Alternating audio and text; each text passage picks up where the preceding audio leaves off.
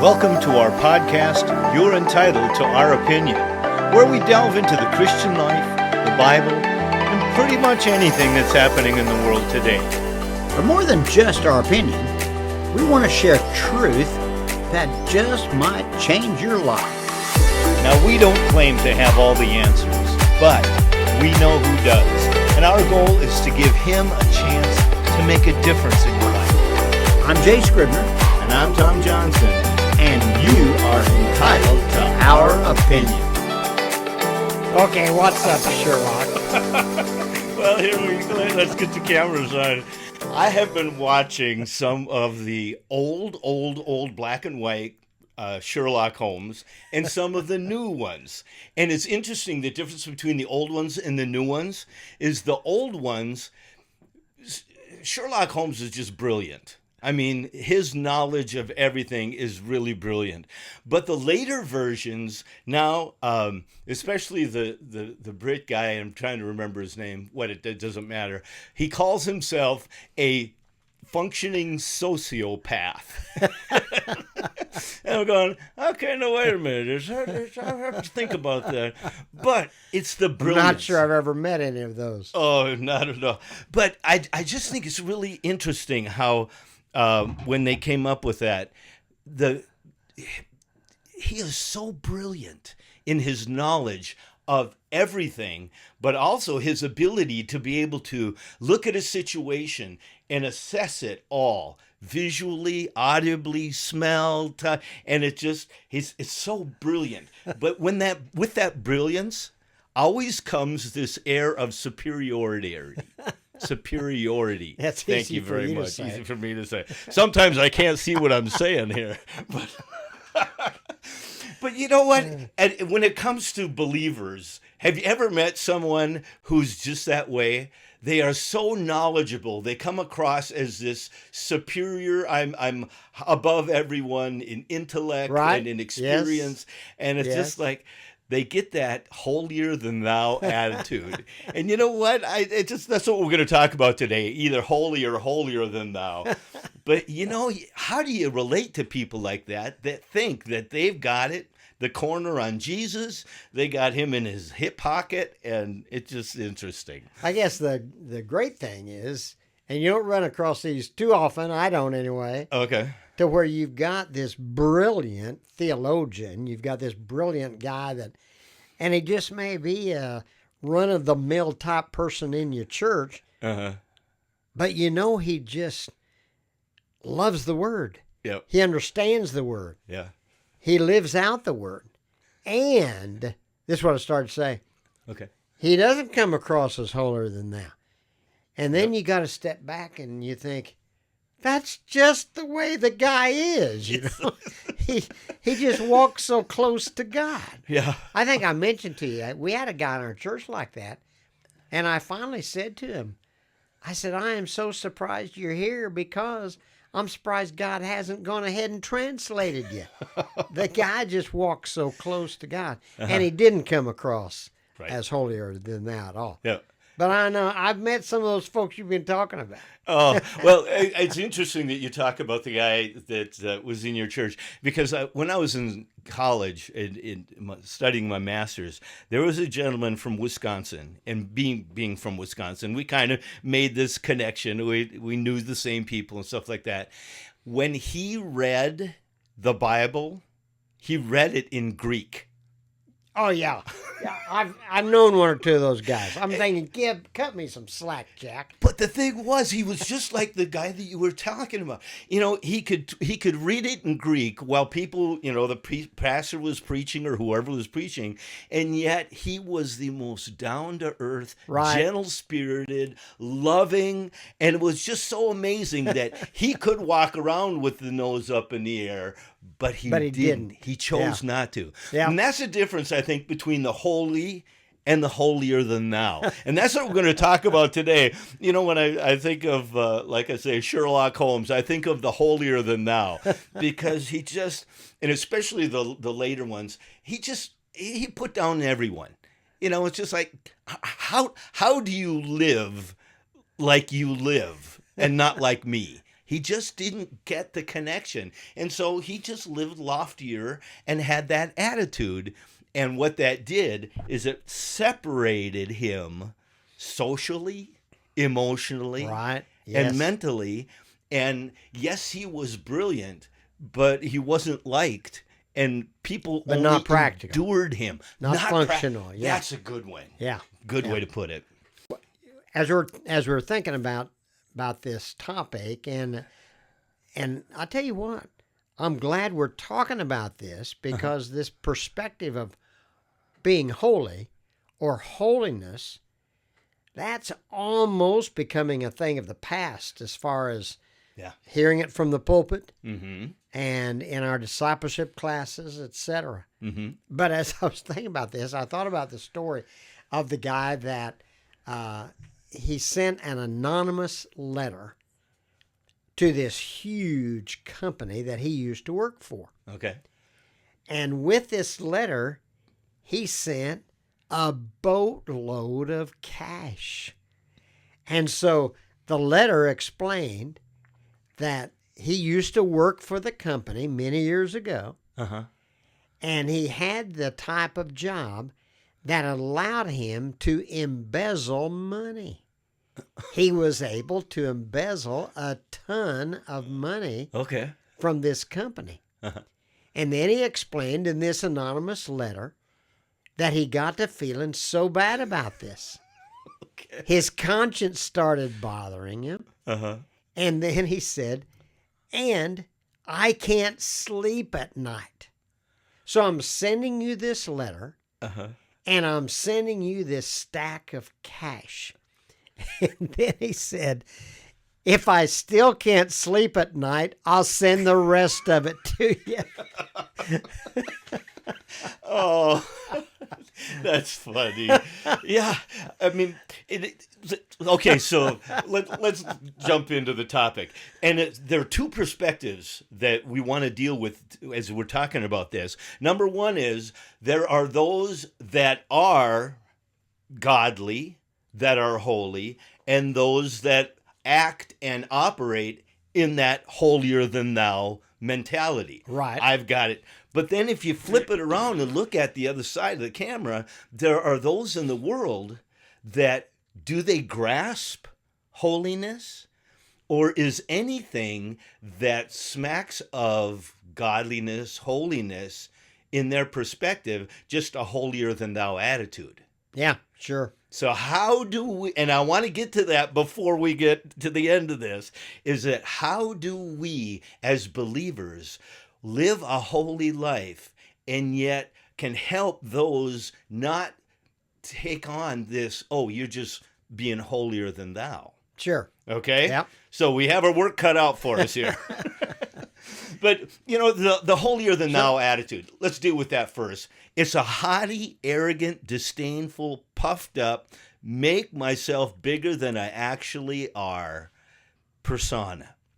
And there are so many people that come across that way in that holier than thou attitude that, and it goes to Proverbs 16:18. Pride goes before destruction, and a haughty spirit before a fall. Or Proverbs 18:12. Before destruction, a man's heart is haughty, but humility comes before honor. And I love the one, and where did I write it down? It's the one that says, knowledge puffs up, love builds up. And that's going to be the bottom line when we get to that. But you know that when you have your doctorate. I don't know if anybody knows that, but that's years of study, a lot of time in books, in the words and things like that. As a pastor over 40, 50, or how many umpteen years you've been, you have a lot of knowledge. So how do you come across not being a know-it-all? Well, just hang out with me very long and you realize that's actually reality. The guy not only doesn't know it all, he doesn't know much. Okay. But see that, and that's the one thing, especially in higher education, some of the seminaries and even some of the pastorates now, there's so much knowledge, but it's to puff up. It's not to build up. Sure. And that's where that big problem I think we need to deal with first. Well, I is think that, the key, obviously, Tom, is that we need to understand, where does it come from? Meaning, where does knowledge come from? I realize you can read a stack of books and you can have a whole lot of head knowledge. Right. But where does genuine knowledge come from? Where does knowledge add to wisdom? And where does that come from? And I think the key is that we understand that the key to it all is the one who is all-knowing. There you go. Yeah. And that's the omnipotence of God. And he's all-powerful. He's all-knowing. He has all the knowledge. And if we know him, that's our source. Yeah. And he directs us to a book that he's authored. So we go to that book of wisdom and that book of knowledge. And that really is a key. We need to understand, where's the source? Right. It isn't me. It isn't you. It isn't that author of the book. It isn't the book itself. No, it's God. Yeah. He's the one. Yeah. As you were talking about that, I don't know why Job has come up in conversations over the last couple of months, but it's just, Job's friends, they had a lot of knowledge. They shot at Job. They were throwing stuff at him and even Job, he said, I'm righteous. And then you get to the last 3 chapters and all of a sudden God says, shut up and listen. Let me tell you where the real knowledge is. You bet. And I love that, not that Job had to go through it, but sometimes we do have to go through it so we get a right perspective of who we are in relationship to him and who we are in relationship with each other. Just the perspective of holy or holiness. Again, my perspective of it is that it is a character trait that we don't talk about much. Okay. And it's tragic that we don't. You don't hear it preached much.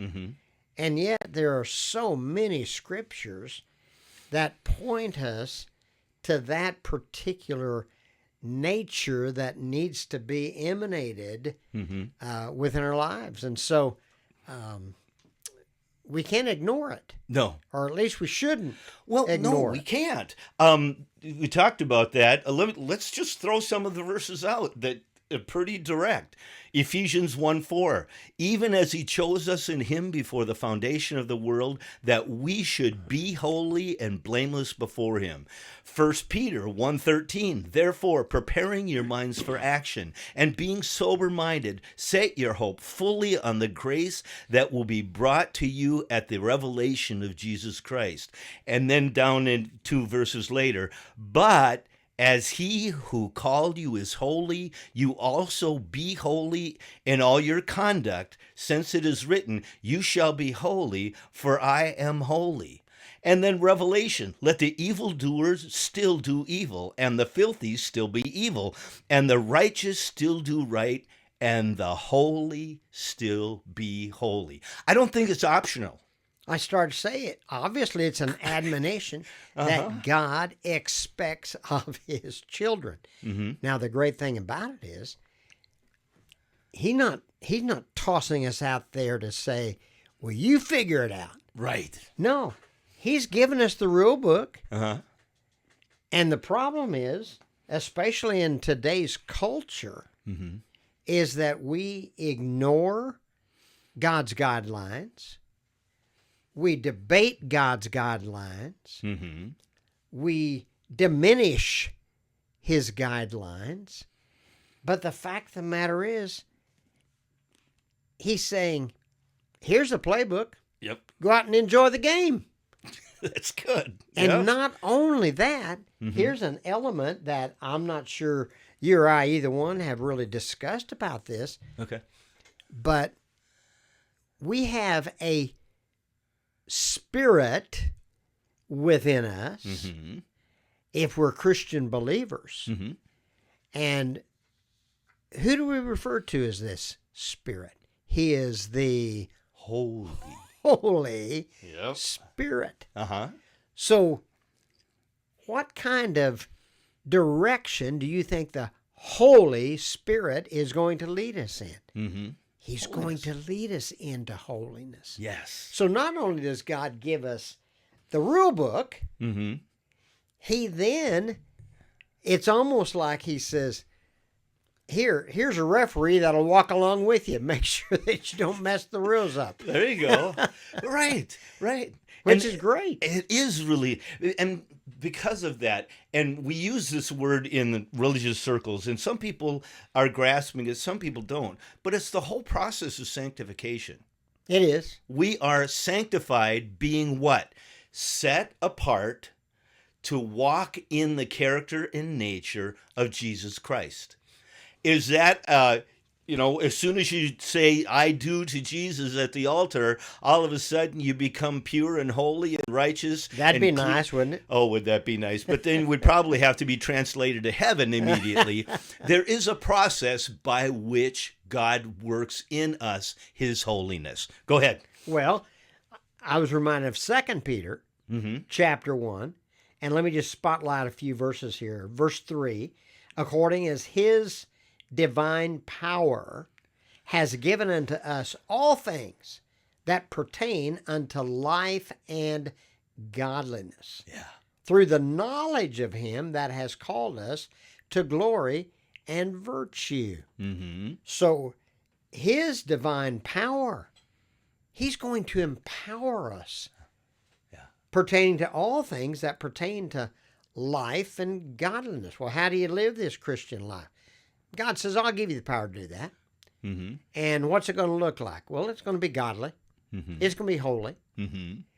And the more that you come to the knowledge of him, and that word knowledge in the Greek language happens to be a participation knowledge. I can read a book, Right. but if I participate in something, the one time I've gone to Canada in the wintertime, a guy said to me, "Do you want to ride a snowmobile?" I said, "I've never ridden one." Now I realize that you're the guy that you don't mind having a death wish and riding these two-wheel bikes. Love it. Well, I happen to have on this thing. I had some sleds, sled runners. All right. But I still got up fast enough that I promised God if he'd get me stopped, I'd go to Canada. I'd go to Africa as a missionary, and so. But man, I'm tooling along there.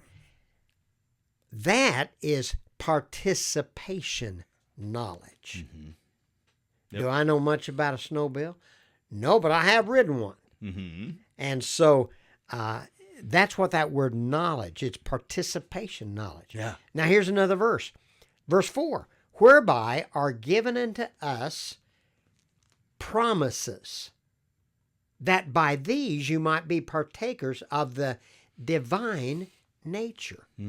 What kind of nature do you think that divine nature is?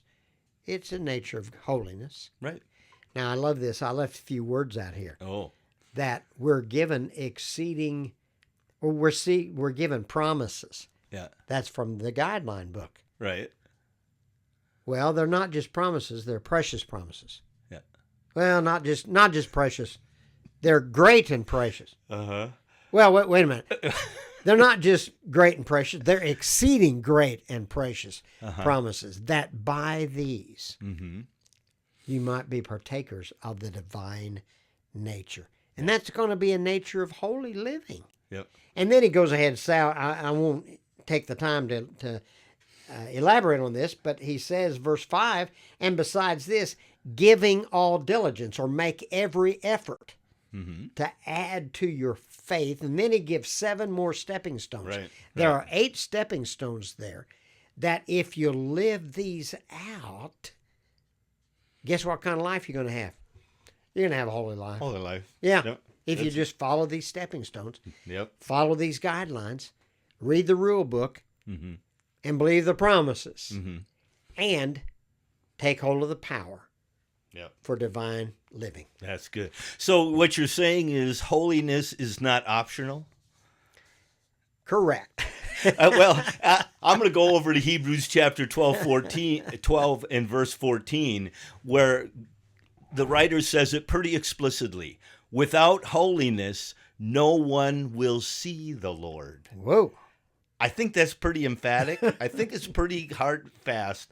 But that's the cool thing about it, is that in the process, if we will, and what's one of the first, and I'm going to transmit this to you. What is one of the first things that degrades holiness in our life?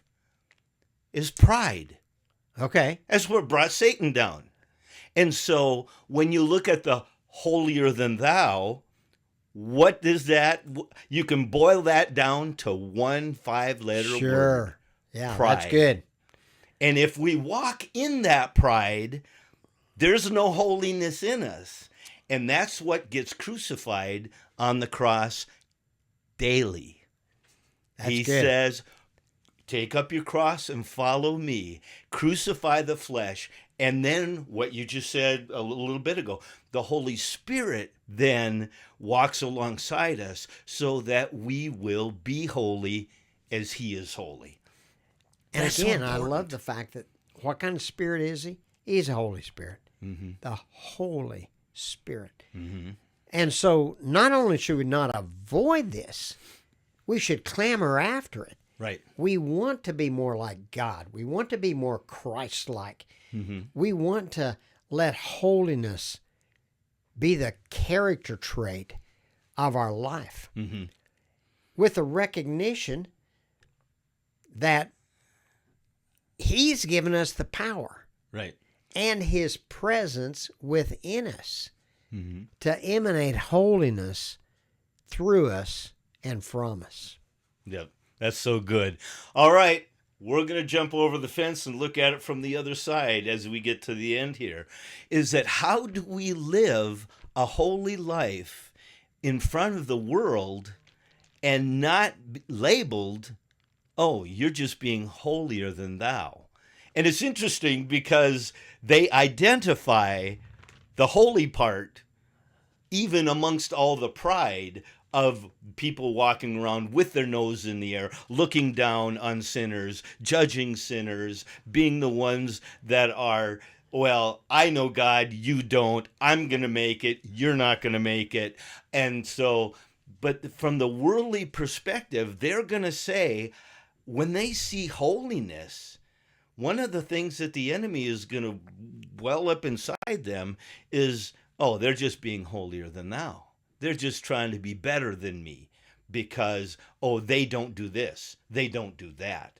How do we as believers be able to communicate not a holier than thou attitude, but a holiness that will draw them to holiness? Well, I think it has to be through love.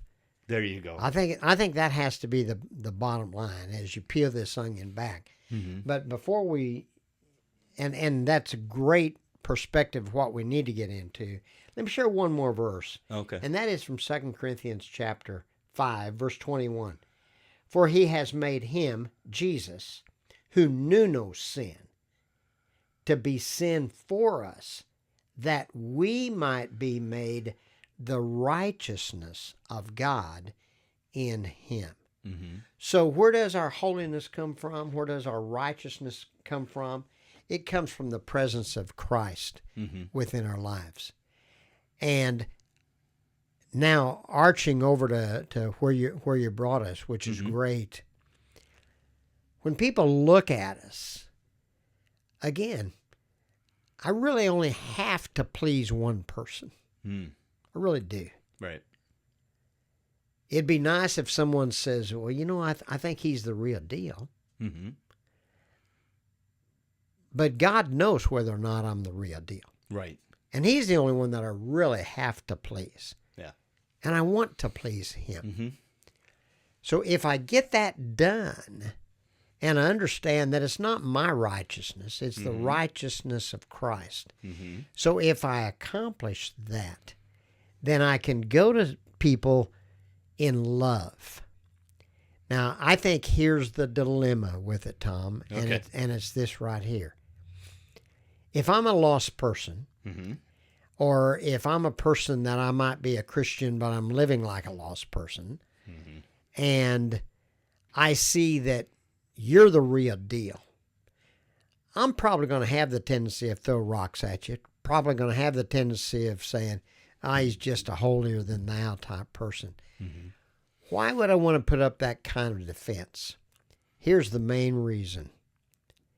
If I get down to honesty and I peel this onion back and I say, I think Tom's got it together. Mm. I think Tom really is the real deal. I think he's got that relationship with Jesus Christ. When I get close to you, I realize I ain't got it. Mm-hmm. I'm not the real deal. And so if I ever admit that it's not just a holier than thou thing, it actually is the reality of Jesus Christ in your life, Mm-hmm. then I've got to do some personal introspection. Mm-hmm. I think that's why so many people put up that defense. They're just living a holier than thou thing. Yep. Well, once you get honest with yourself and evaluate, they may or may not be, Mm-hmm. but what's it matter? Once you look in the mirror and once you figure it out for yourself, Uh-huh. how are you? I don't know if that made sense right there, but It I does. think that's a main defense that people put It up. comes down to we cannot help that the Holy Spirit is convicting them. The There you Word go. says we're to live our life in such a way that they will see our good works and glorify us. No. No. Our Glorify the Father, Father. which is in heaven. And that conviction that draws, when somebody comes at us with this, you're just being holier than thou, our argument isn't to try to convince them. Our argument is to love them. Love them. And if we walk in love as Jesus walked in love, God so loved the world, then the Holy Spirit can continue to draw them.